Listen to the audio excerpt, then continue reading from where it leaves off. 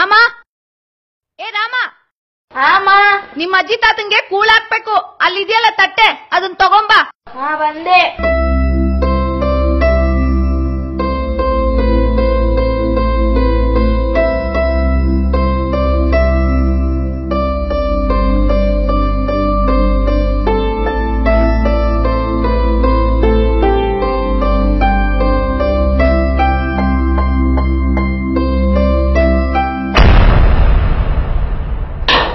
ಸರಿಯಾಗಿ ಹಿಡಿಯೋ ತಟ್ಟೆನ. ಎಂತೆಂತರೋ ನೆಗದ್ ಬಿದ್ದೋದ್ರು, ಇವ್ರಿಗೇನು ಬರ್ಲಿಲ್ಲ ಹೊತ್ತು. ಇದು ತುಪ್ಪ, ನಿಮ್ಮ ಅಪ್ಪಂಗ್ ಮಾತ್ರ ಕೊಡು, ಅರ್ಥ ಆಯ್ತಾ? ಹೋಗು.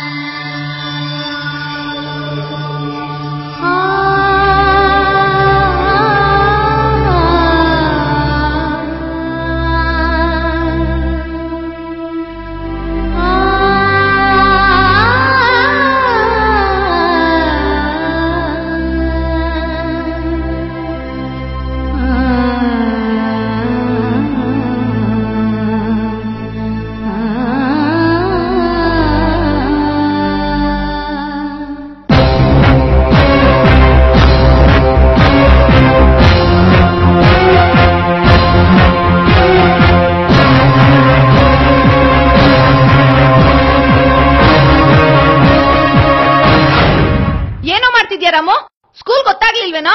ಏನಿಲ್ಲಮ್ಮ, ಈ ತಟ್ಟೆನ್ ಜೋಪಾನಾಗಿ ತೆಗ್ದಿಡ್ತಿದ್ದೀನಿ. ಮುಂದೆ ನಿಮ್ಗೂ ವಯಸ್ಸಾದ್ಮೇಲೆ ಇದೇ ತಟ್ಟೆಗೆ ಊಟ ಬೇಕಲ್ಲಮ್ಮ.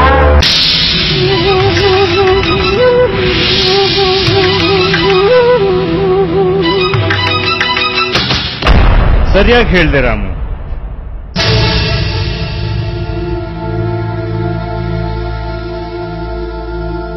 ಮಾಡಿದುಣ್ಣು ಮಾರಾಯ ಅನ್ನೋ ಗಾದೆ ಹಾಗೆ ನಿಮ್ಮ ತಪ್ಪಿಗೆ ಶಿಕ್ಷೆ ಇದ್ದೇ ಇದೆ. ನಿಮ್ಮ ತಂದೆ ತಾಯಿ ನಿಮ್ಮನ್ನ ಹೆತ್ತು ಹೊತ್ತು ಸಾಕಿ ಸಲಹಿ ವಿದ್ಯಾಭ್ಯಾಸ ಕೊಟ್ಟು ಈ ಸಮಾಜದಲ್ಲಿ ಒಳ್ಳೆ ನಾಗರಿಕರನ್ನಾಗಿ ಮಾಡಿದ್ದಾರೆ. ಹೆತ್ತ ತಂದೆ ತಾಯಿ ಋಣ 100 ಜನ್ಮ ಎತ್ತು ಬಂದ್ರೂ ತೀರ್ಸೋಕಾಗಲ್ಲ. ಅಂಥದ್ರಲ್ಲಿ ನಿಮ್ಮನ್ನ ಹೆತ್ತ ತಂದೆ ತಾಯಿಗೆ ಒಂದು ತುತ್ತು ಊಟನೂ ಹಾಕೋಕಾಗದೆ ಬಾಯಿಗೆ ಬಂದ ಹಾಗೆ ಬೈತಿದ್ದೀರಲ್ಲ. ಈ ನಿಮ್ಮ ಕರ್ಮ 100 ದೇವಸ್ಥಾನ ಸುತ್ತಿ ಅರ್ಚನೆ ಮಾಡಿಸಿದ್ರೂ ಕಳೆಯೋದಿಲ್ಲ. ನಿಮ್ಮಂಥ ಪಾಪಿಗಳಿರೋದ್ರಿಂದಲೇ ನಮ್ಮ ಸರ್ಕಾರ ಪಾಲಕರ ಪೋಷಣೆ, ಸಂರಕ್ಷಣೆ ಹಾಗೂ ಹಿರಿಯ ನಾಗರಿಕರ ರಕ್ಷಣಾ ಕಾಯ್ದೆಯನ್ನ 2007ರಲ್ಲೇ ಜಾರಿಗೆ ತಂದಿದೆ. ನಿಮ್ಮ ಹಿರಿಯರಿಗೆ ಆಹಾರ, ವಸತಿ, ಬಟ್ಟೆ ಹಾಗೂ ವೈದ್ಯಕೀಯ ಸೌಲಭ್ಯಗಳನ್ನ ನೀವು ಒದಗಿಸಲೇಬೇಕು. ಇಲ್ಲದೆ ಹೋದ್ರೆ ಹಿರಿಯ ನಾಗರಿಕರ ರಕ್ಷಣಾ ಕಾಯ್ದೆ ಅನ್ವಯ ನಿಮ್ಮನ್ನ ಬಂಧಿಸಿ ಕಟ್ಟುನಿಟ್ಟಾದ ಕ್ರಮ ಕೈಗೊಳ್ಳಲಾಗುತ್ತೆ.